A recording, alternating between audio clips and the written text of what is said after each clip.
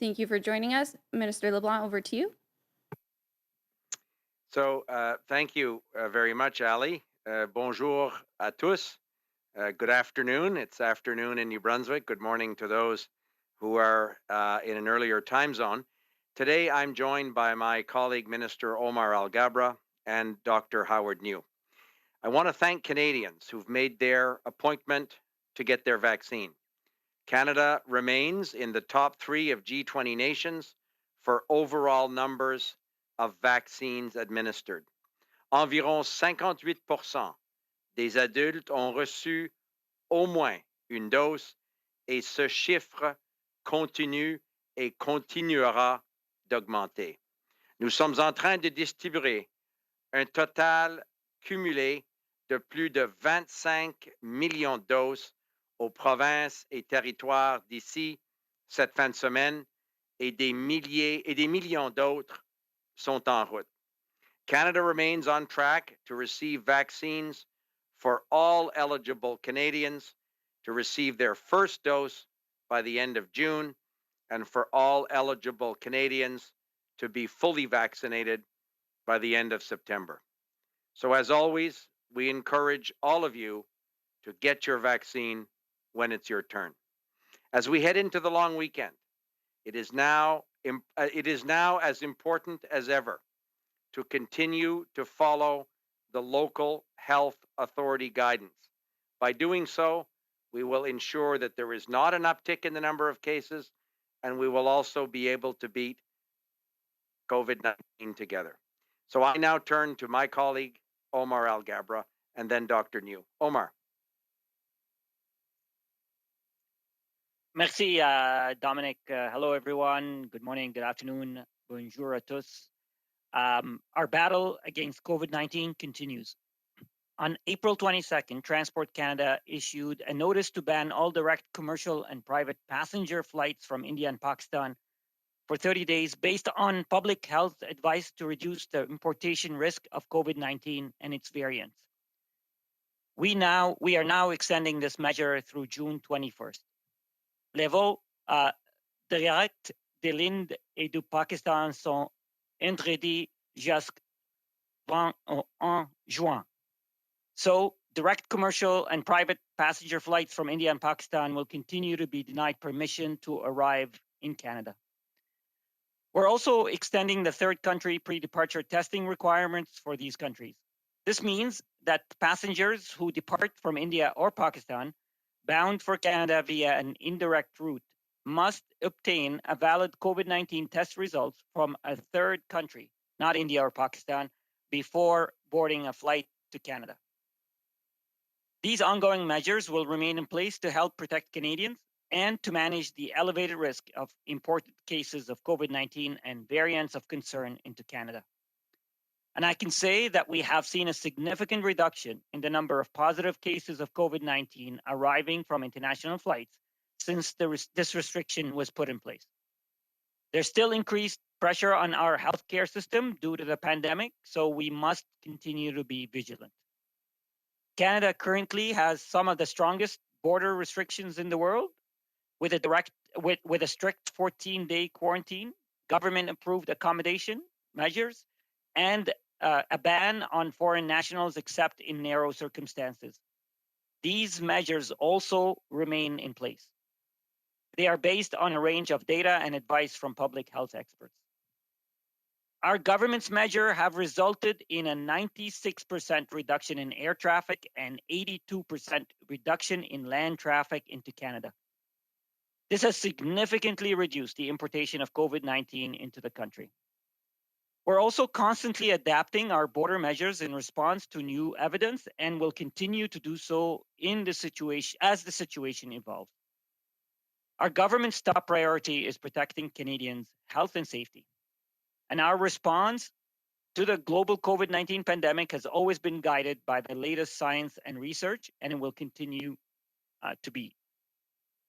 As vaccines roll out across the country, public health measures remain the foundation of our pandemic response. Vaccination is one of the most effective ways to protect against COVID-19. When it is your turn to get vaccinated, please do so. we must get our vaccine rates as high as possible. And this way, we can end the fight against COVID-19. Ensemble, nous allons terminer le combat contre la COVID-19. Merci. Thank you. Thank you, Minister. Dr. Njoo, over to you. Okay, thank you very much. Merci. Et bonjour à toutes et à tous. Nationally, disease activity is steadily declining, but with the long weekend coming, we'll need to maintain precautions to sustain our progress and avoid a post-holiday spike. Over the past 7 days, we've seen a more than 25% decrease in daily cases, with a current average of just over 5,000 new cases being reported daily. Although the number of people experiencing severe and critical illness remains elevated, these numbers are coming down as well. Compared to last week, there has been a 10% decrease in the number of people with COVID-19 being treated in our hospitals each day, for a daily average of under 3,500. Of these, on average, just over 1,300 were being treated in intensive care units, which is down 4%, and an average of 41 deaths, down 15%, were reported daily. Sur le plan de la vaccination, nous accomplissons des progrès fulgurants. En 5 semaines à peine, nous avons administré le double de nombre de doses de vaccins contre la COVID-19 au Canada. Nous sommes passés de 10 millions de doses administrées à la mi-avril à presque 20 millions de doses administrées en date d'aujourd'hui. On the vaccine front, we are making phenomenal progress. In just 5 weeks, we've doubled the number of COVID-19 vaccine doses given across Canada, from 10 million doses administered by mid-April to almost 20 million doses administered to date as of today. Our actions this long weekend could not be more important. COVID-19 resurgences have followed social gatherings during past holidays and long weekends. With the important work we have left to do, this long weekend is not the time to let our guard down. Regardless of your vaccination status, follow the advice of your local public health authority, choosing lower risk activities and settings and keeping up with essential precautions will protect the progress we've made and set us up for a better summer and a safer fall. At the same time, we need to support our physical, social, and mental health needs, and spending time outdoors can help. This long weekend, having a family hike along your favorite trail, taking in the sights and sounds on a walk around your neighborhood, or enjoying a household barbecue in your backyard are among the many ways to enjoy the simple pleasures of the great Canadian outdoors, while keeping up with physical distancing and other precautions. Remember, unless you're with household members only, wearing a well-fitting mask is essential indoors or when outdoors and close to others. Working together, we can end this pandemic and get back to the connections and activities that enrich our lives and well-being in Canada. Thank you. Merci. Thank you. We will now open the floor to questions. Merci. Nous passons maintenant à la période de questions. To give everyone a chance to participate, please limit yourself to one question, one follow-up. Please begin your question by identifying yourself and naming the outlet you represent. Alors, afin de donner la chance à tous les gens de participer aujourd'hui, veuillez vous limiter à une question et un suivi. Et veuillez, s'il vous plaît, commencer votre question en vous identifiant et nommant l'organisme de presse que vous représentez. Opérateur, nous sommes prêts pour notre première question. Operator, please proceed with our first question. Thank you. Merci. Our first question, notre première question, nous vient de Catherine Lévesque avec la presse canadienne. Please go ahead. À vous la parole. Oui, merci beaucoup.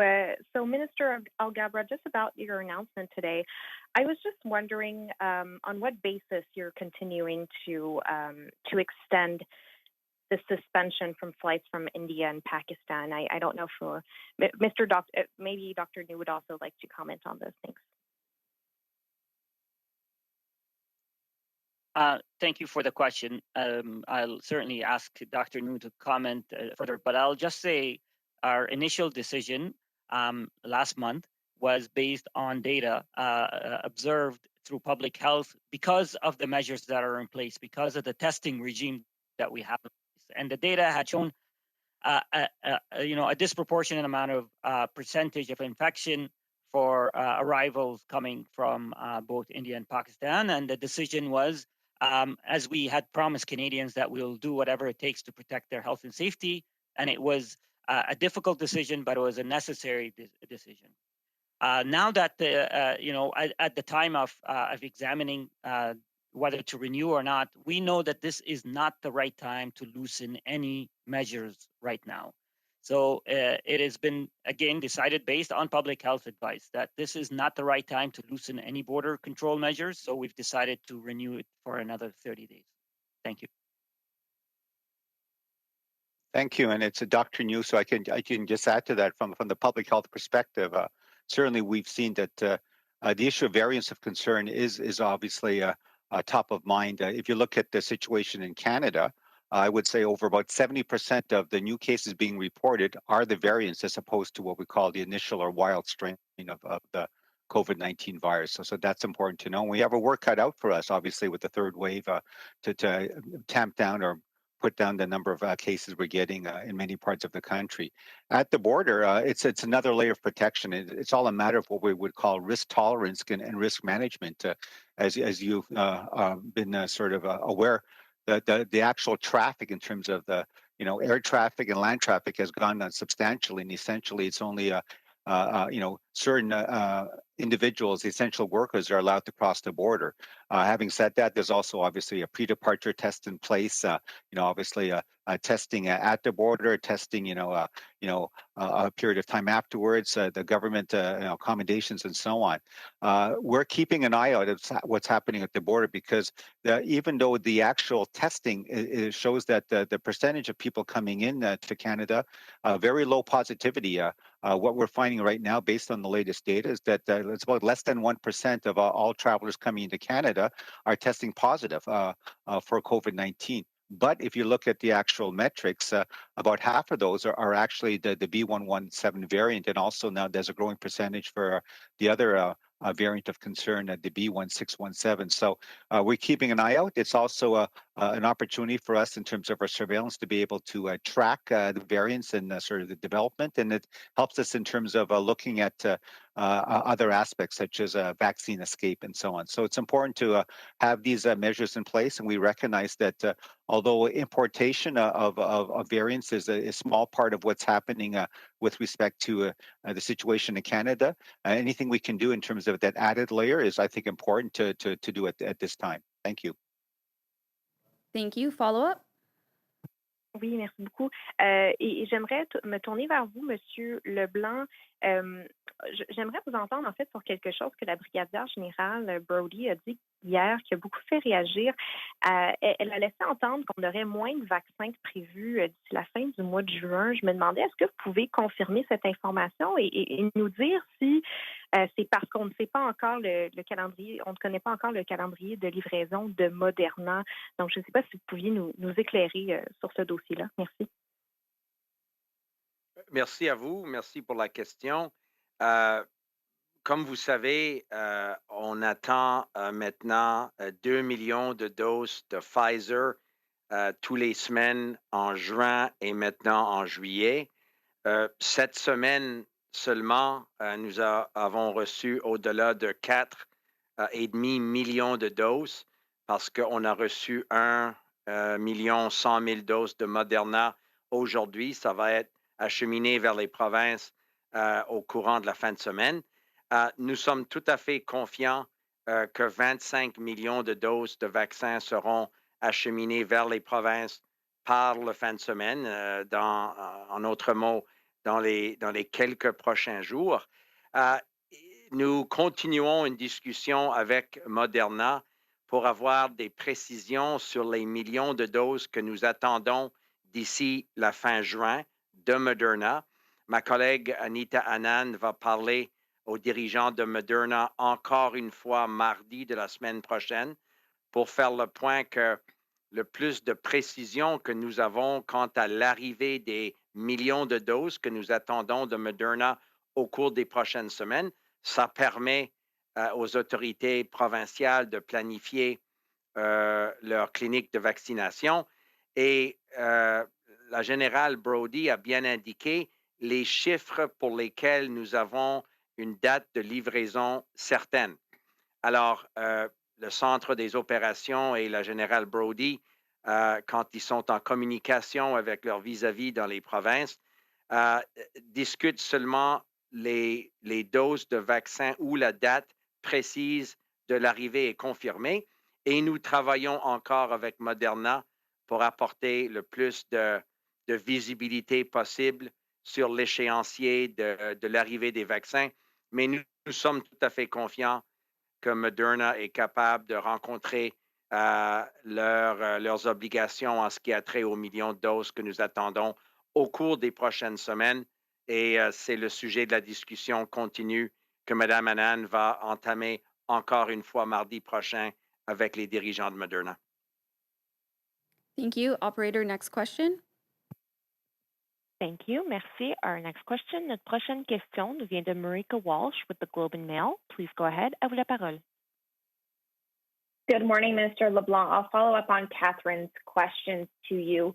Can you explain what has changed between April and now, so about 3 weeks, where the government was saying we could expect a minimum of 48 million doses, and now it's a minimum of 40 million? What changed with which suppliers and how much? So, as I think General Brody discussed, and as I just said in answer to your colleague's question, the Public Health Agency, General Brody with her counterparts in the provinces and territories, discuss the vaccine doses for which we have precise delivery date information. We continue to work constructively with Moderna to have more visibility and greater certainty around when the millions of doses we expect to receive from Moderna over the coming weeks will arrive in Canada. I would note that we received over 1 million doses of Moderna in Canada today. This week alone, we received almost 4.5 million doses if you take the doses from Pfizer and Moderna. We're extremely confident that in the weeks of June and July, over 2 million doses of Pfizer alone will arrive in Canada each and every week over the next couple of months. And as I say, we remain confident that some of the supply chain challenges and quality assurance checks, challenges around those processes that Moderna had will be worked out over the coming weeks. And we again expect the constructive collaboration we've had with that company to continue.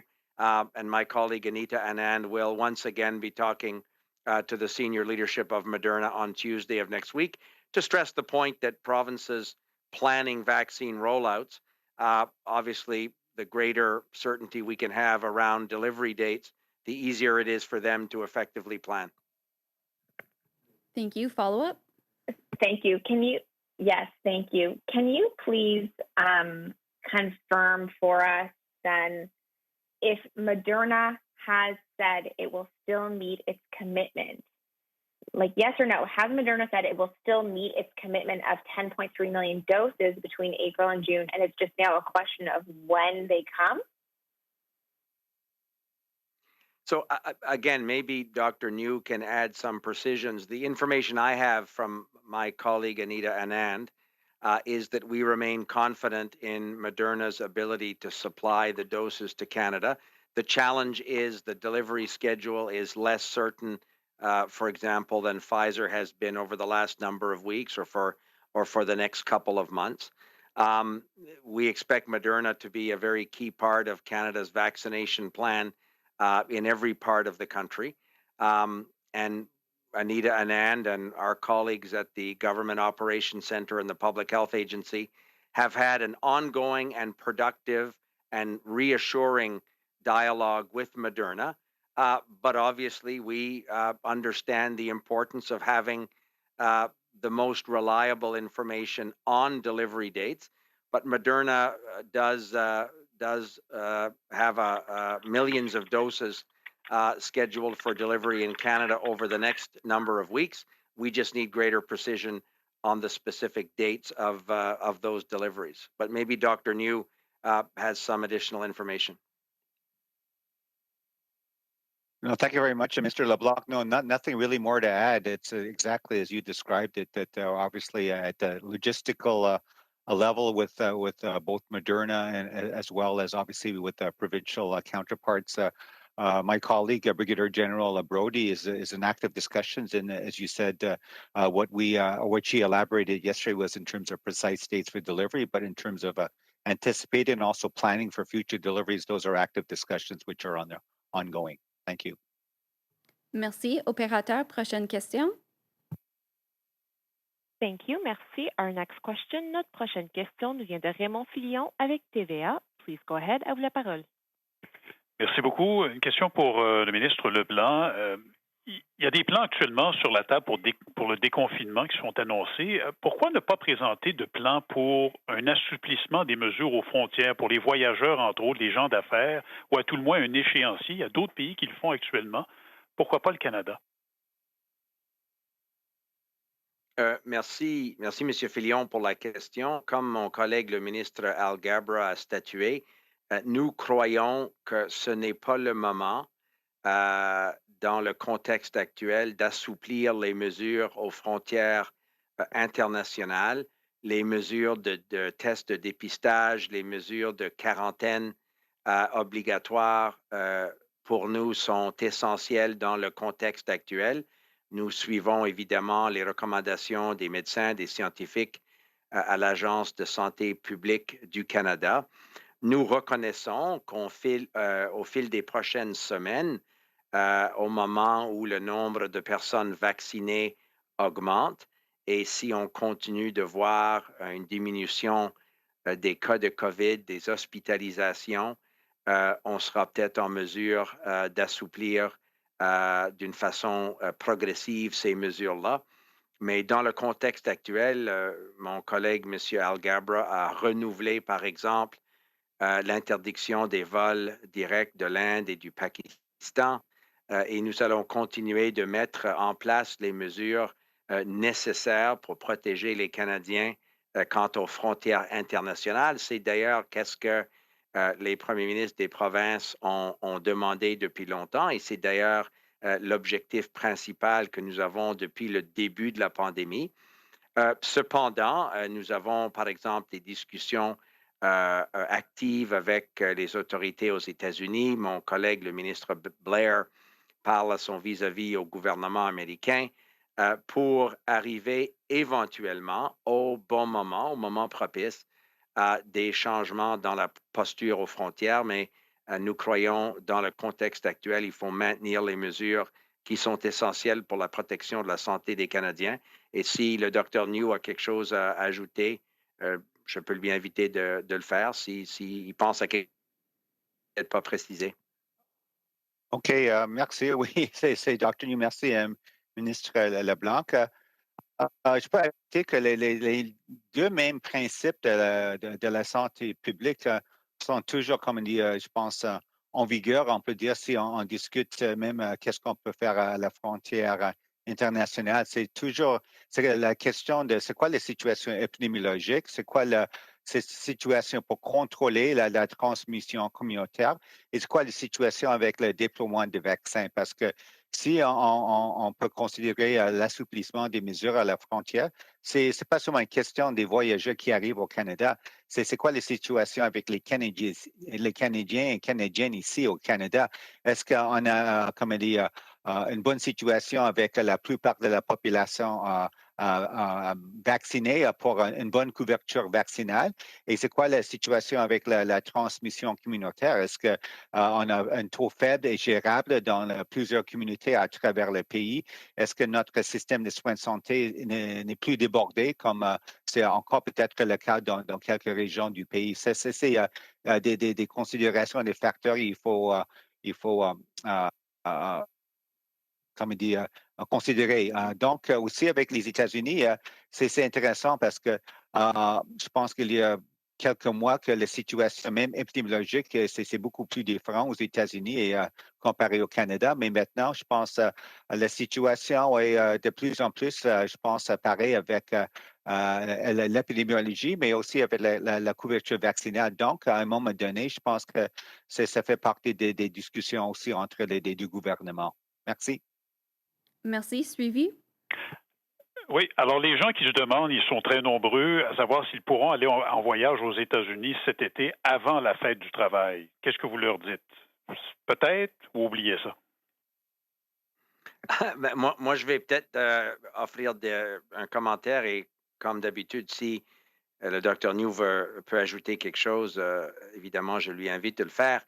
Euh, Nous travaillons avec l'administration du président Biden pour, dans la mesure du possible, avoir des mesures complémentaires aux frontières, à la frontière avec les États-Unis. C'est des discussions qui sont en cours. Comme j'ai dit, M. Blair, entre autres, parle avec son vis-à-vis, mais c'est les discussions que notre ambassadeur et d'autres ont à tous les niveaux du gouvernement américain. Pour le moment, nous croyons que Thank you. il Operator, est. next question.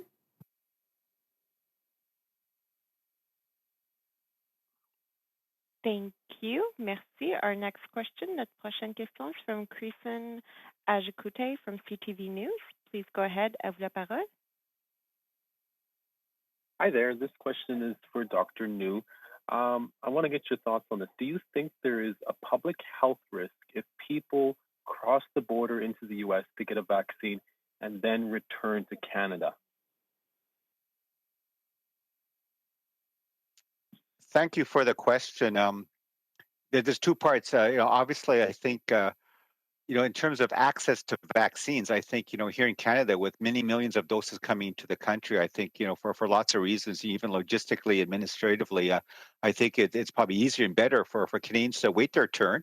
Obviously, then they'll be easier in terms of being sort of put into the vaccine database based on an appointment and getting their vaccine here in Canada. I would say that if you were to travel to the United States, there's always more opportunities to come in contact with more people, passing through the border, coming into contact with additional people, and then passing on your way back. At this point, I think even from a technical scientific point of view, if you were to get a vaccine in the United States, it doesn't guarantee that suddenly you're going to have your immunity.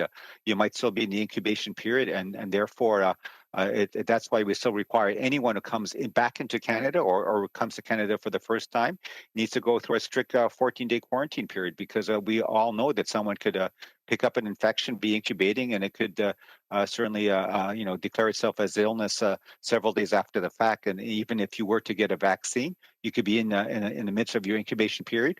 Or even the vaccine itself, it takes at least 2 weeks or more before you get full immunity in terms of at least that first dose, let alone the protection that you would hopefully get after getting your second dose. So for lots of reasons, to me, from a public health perspective, it just makes more sense. Just wait here in Canada and get the vaccine here. If let's say there are other doses, let's say in the United States that they wish to donate to Canada and so on, that's not really for me to speak to. But certainly, if more vaccine were available here in Canada, then I think that would also, I think, certainly assist the provinces and territories in terms of their vaccination programs and rollout of vaccines. Thank you. Thank you. Follow up. Thank you, Dr. Njoo. And this question is for Minister LeBlanc. Brigadier General Brody said 40 million Moderna vaccines. The government said 48 million Moderna vaccines. Which number is it? The public needs a number on this, sir. So obviously, Brigadier General Brody and her colleagues at the Public Health Agency speak only of the vaccine doses for which we have precise arrival dates. That's why the 40 million number was used. It's 4.5 million vaccines we've received this week. As I said, it's at least 2 million Pfizer doses every week in June and again into July. But Moderna will continue to deliver the millions of doses we expect from them over the next few weeks towards the end of, up until the end of June. As I said, my colleague Anita Anand has a meeting with senior executives at Moderna on Tuesday, precisely to make the point that the delivery dates are important for our partners in provinces and territories. But we remain confident that that 40 million number will increase to reflect the doses we expect to receive from Moderna. But if we don't have a precise arrival date yet for those additional doses, the Public Health Agency and the Government Operations Center, where Brigadier General Brody is working, will not speak of those specific numbers until we have greater clarity on the arrival dates, but we expect to have that information updated again next week. So we're confident that Moderna will continue to supply the millions of doses to Canada over the next number of weeks as planned. Merci. Opérateur, prochaine question. Thank you. Merci. Our next question, notre prochaine question, is from Laurence Martin avec Radio-Canada. Please go ahead. À vous la parole. Oui, bonjour. Avant de poser, je me demandais, M. Leblanc, si vous pouviez terminer, en fait, finir de répondre à la question de mon collègue Raymond Filion, à savoir, est-ce que c'est une bonne idée pour les Canadiens cet été là, d'envisager des vacances aux États-Unis d'ici la fête du travail, ou ils doivent y renoncer tout de suite? Merci, Mme Martin, pour la question. Nous avons toujours dit que ce n'est pas le moment de planifier des voyages. Nous reconnaissons l'impatience des Canadiens de pouvoir planifier, de pouvoir discuter.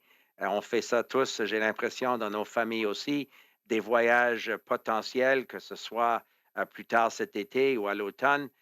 Nous allons continuer de suivre l'évolution des cas de COVID au Canada, comme le Dr Njoo a bien expliqué, y compris le pourcentage de cas qui sont dépistés comme étant des variants de la COVID-19, de regarder le taux de vaccination. On est confiant de la capacité des provinces et des territoires d'administrer les vaccins. Nous sommes confiants, comme on a dit à plusieurs reprises aujourd'hui, quant à l'arrivée des millions et des millions de vaccins au cours des prochaines semaines.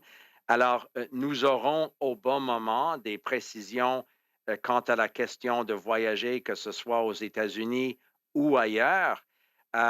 Pour le moment, les autorités provinciales ne permettent pas à quelqu'un au Nouveau-Brunswick, où je suis assis aujourd'hui, d'aller en Nouvelle-Écosse.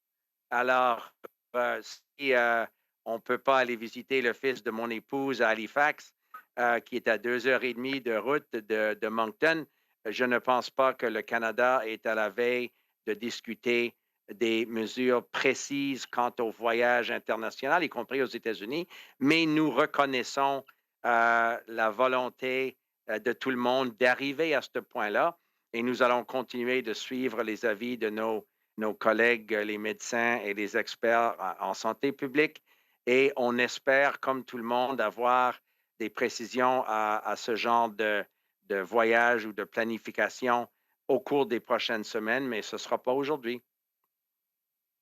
Merci. Parfait, puis je vais poser ma question, puis je reviendrai après pour mon suivi. Donc, pourquoi est-ce que des Canadiens qui reviennent de l'étranger, qui ont reçu, ou des touristes, qui ont reçu 2 doses de vaccin, donc qui sont immunisés, doivent encore aller faire un séjour de 3 jours à l'hôtel? Moi, je vais offrir un commentaire, puis le Dr Njoo pourra apporter des précisions sûrement. Encore une fois, nous attendons des essais cliniques, des données scientifiques quant à la capacité des gens qui sont vaccinés de transmettre la COVID-19. Il y a eu des discussions, je ne suis pas scientifique ni médecin, mais j'ai lu comme tout le monde certains rapports des possibilités positives quant à la capacité des vaccins d'empêcher la transmission. Mais nous allons vouloir discuter ce genre de questions avec nos partenaires, que ce soit européens ou évidemment aux États-Unis. Et on reconnaît que c'est une évolution naturelle de notre posture aux frontières, mais le vendredi d'un long week-end, nous ne sommes pas à la veille de changer cette posture-là, mais nous reconnaissons que l'arrivée des nouvelles données scientifiques au cours des prochaines semaines pourra exactement offrir cette possibilité de changer les règlements quand ce qui a trait aux gens qui sont pleinement vaccinés. Mais le docteur Njoo est plus capable en termes scientifiques de peut-être expliquer l'hésitation et l'évolution possible au cours des prochaines semaines. Howard? OK, merci, ministre Leblanc. Et, vous avez très bien expliqué c'est quoi la situation, mais peut-être que je peux offrir deux autres aspects. De l'aspect scientifique, on sait qu'aucun vaccin est 100% efficace. C'est toujours possible. Quelqu'un qui a même eu les 2 doses de vaccin peut être encore susceptible à la COVID-19 et même peut est capable de transmettre le virus aux autres. Et aussi, on ne sait pas avec la durabilité de l'immunité. Il y a beaucoup de questions scientifiques qui sont encore comme sont des enjeux actuels. Mais l'autre aspect important, je pense que c'est pas vraiment une question avec les personnes qui ont eu les 2 doses de vaccin. C'est quoi l'immunité collective et la couverture vaccinale de la population canadienne? On est en train, on fait le bon travail, mais on n'est pas encore au niveau de 75 de toute la population ici au Canada vaccinée avec au moins une dose. Et aussi, après, on veut aussi vacciner tout le monde avec les 2 doses. Donc, je pense que c'est aussi une question de voir qu'est-ce qui se passe avec la transmission communautaire ici au Canada et aussi avec la couverture vaccinale. Je pense qu'un bon exemple, c'est qu'est-ce qui se passe maintenant actuellement avec le territoire de Yukon. Parce qu'eux, ils ont une bonne couverture vaccinale avec leur population. Ils ont beaucoup plus confiance que la population est bien protégée, aussi avec les bonnes mesures de santé publique. Et aussi, la transmission communautaire est très faible. Maintenant, ils ont enlevé l'exigence pour les voyageurs qui arrivent au territoire d'avoir la période de la quarantaine. Donc, je pense qu'avec le principe, c'est plus important qu'est-ce qui se passe avec la population ici au Canada en cas susceptible. On verra qu'est-ce qui se passe avec le taux de vaccination, aussi la transmission communautaire, avant de considérer peut-être l'assouplissement à notre frontière internationale. Merci. Merci. Suivi? Et vous dites, M. Njoo, aucun vaccin est 100% efficace. C'est toujours possible que quelqu'un qui a reçu les 2 doses transmette le virus. Mais c'est le cas à l'intérieur du pays, c'est le cas au Canada aussi. Puis pourtant, la semaine dernière, vous nous avez dit on va pouvoir revenir à une vie plus normale, enlever plein de restrictions quand environ 75 des Canadiens auront reçu 2 doses. Et si on suit votre logique, il va y avoir encore du virus en circulation à ce moment-là. Donc, pourquoi est-ce qu'on peut envisager une vie plus normale à l'intérieur du pays quand les Canadiens auront reçu 2 doses, mais pas pour les quarantaines à l'hôtel? OK. Merci pour la question. Oui, je pense que ne peut pas rentrer dans tous les détails scientifiques. On sait que le plus grand nombre de Canadiens qui sont vaccinés, comme on dit, l'immunité collective, herd immunity en anglais, ça augmente et c'est plus difficile pour le virus de se propager dans une communauté. Mais c'est pourquoi on dit toujours, c'est très important de aussi suivre la situation épidémiologique et aussi continuer maintenant avec nos mesures de santé publique pour contrôler et aussi diminuer le taux d'infection dans plusieurs régions du pays à un niveau gérable parce que c'est aussi une question on ne veut pas déborder, mettre plus de stress sur notre système de soins de santé. Donc, ça, c'est ce qui se passe au Canada. Mais si on parle avec la frontière, oui, c'est une question de tolérance des risques parce que on sait que c'est une préoccupation. On veut, comme dit, faire ce qui est possible avec plusieurs couches de protection avec l'importation des cas de la COVID-19 au Canada. Oui, c'est pour l'instant, avec ce qu'on sait avec les données probantes, oui, on a les exigences avec la quarantaine, tout ça, parce qu'on a expliqué que c'est possible. On ne sait pas si a été vacciné, c'est possible, ils sont encore dans leur période d'incubation et tout ça. Donc, je pense que pour l'instant, c'est important de faire ce qui est possible pour le gouvernement fédéral aux frontières, mais c'est toujours plus important qu'est-ce qu'on fait aussi au sein du Canada avec le contrôle de la transmission dans nos communautés, aussi avec le déploiement des vaccins. Merci. Thank you. Operator, next question.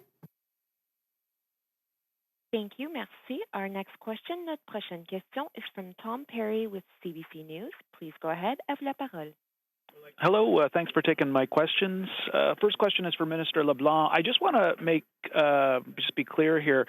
Is the government bracing for delays in Moderna shipments, or is there a possibility the company just won't be able to fulfill its complete order of all the doses that Canada has ordered?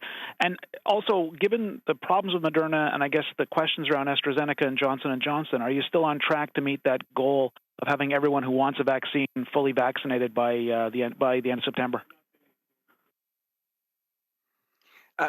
Tom, thank you. Yes, the government is absolutely on track to ensure that every Canadian who's eligible and wants a vaccine, including, of course, eligible younger people as those eligibility criteria evolve, we're confident that that will be the case for every Canadian by the end of September. They will be fully vaccinated if they choose to be vaccinated, and we're obviously hoping that there'll be a very high uptake of the vaccines. Um, the only challenge with respect to the numbers between now and the end of June, so over the next 4.5 weeks, 5 weeks, is the precise arrival dates of those Moderna shipments. So my colleague Anita Anand, as I said, is in active and encouraging, constructive conversations with senior executives of Moderna. Another meeting is again scheduled on Tuesday. So the reason the Public Health Agency or the Government Operations Center doesn't include those precise numbers is until we have a firm delivery date from Moderna over the next few weeks regarding the millions of doses we expect to receive. They're not included in that total. So we have every confidence that Moderna will be able to meet its obligations to Canada. But we recognize, obviously, the desire of all Canadians to know how quickly those will arrive so that those that are waiting for a first dose or people like me who will get a second dose of Moderna at some point will be able to have those appointments booked. And it's obviously the work that we want to do collaboratively with provinces and territories. But that work is ongoing and that work is very constructive as well. Thank you. Follow up?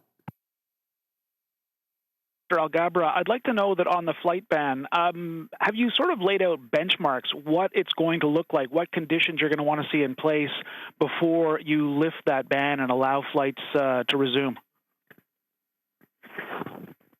Thanks, Tom.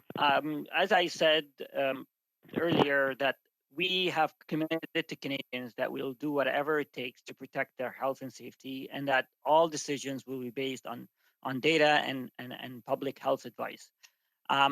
So the benchmarks that we're looking at are obviously current situations here at home. The number of infections, the vaccination rate, the hospitalization rate, and we're looking at the situations at the countries of origin. So and the variants as well. So those are the factors that we look at. Obviously, public health and experts are looking at, and we will follow their advice and whatever the data tells us. Thank you. We have time for one more question. Merci. Nous avons le temps pour une dernière question. Operator, over to you. Thank you. Merci. Our next question, notre prochaine question, is from Michael King with Global News Calgary. Please go ahead. À vous la parole. Hi there. For Minister Alghabra, Alberta's premier said he believes that the surge in COVID-19 cases in our province is linked to oil sand sites and all that's related to travel. In the last 2 weeks, with more than 40 domestic flights landing in Calgary with COVID-positive travelers, at what point do you start looking at the current screening for domestic travel? Does that need to get overhauled? And what more will be done to protect domestic travelers? Thanks, Michael. And we have taken a lot of precautions at the international border. We've implemented layers upon layers of testing, of restrictions. And when it comes to interprovincial travel, as you know, provincial boundaries are the responsibility and the jurisdiction of the province. So we have reached out to all provinces. The Prime Minister, Minister LeBlanc, and others have spoken with premiers and saying, we stand ready to work with you on whatever measures you would like to implement for your provincial boundaries. So as I'll repeat, we stand ready to work with provincial governments. So just to give you an example, we are working with Nova Scotia, where Nova Scotia now has put measures on non-essential travel into the province. That decision, they made it themselves. And now we're working with them, we're working with airlines on making sure that passengers who are traveling there are aware of the new restrictions and that they need to get a letter prior to getting on a flight to go to Nova Scotia. Follow up? Yeah, again, on the airlines, we know that some airlines around the world are making vaccines mandatory for flight crews. A couple just came out today saying that. Is Transport Canada going to be putting similar regulations in place? Can they even do that? And if not, what sort of guidance are they going to be providing for airlines while navigating this issue with flight crews? Thanks again for the question. When it comes to vaccines, from the beginning, the federal government has worked with the provinces. We committed to providing the supply, acquiring the supply, and we committed that we distribute it to the provinces directly, where the provinces are responsible for the administration of the vaccination. I want to repeat what I said. I want all Canadians who want to be vaccinated as quickly as possible. I want to thank all of them who had been vaccinated. I think if we haven't surpassed the U.S. yet in first dose vaccination, we're about to. So this is a great, sign of how Canadians are lining up to get vaccinated. When it comes to travel recommendations, we continue to say now is not the time to travel. We have implemented health measures for people who are traveling, for crews, and stay tuned for additional rules as we start, because eventually we're going to start opening up travel. So we're going to have new announcements, new measures. But right now we're focused on the third wave. We're focused on protecting the health and safety of Canadians, and our advice to continue to avoid non-essential travel. This concludes today's event. Thank you for joining us. Ceci conclut l'événement d'aujourd'hui. Merci de votre présence. Thanks very much. Have a great weekend, everybody.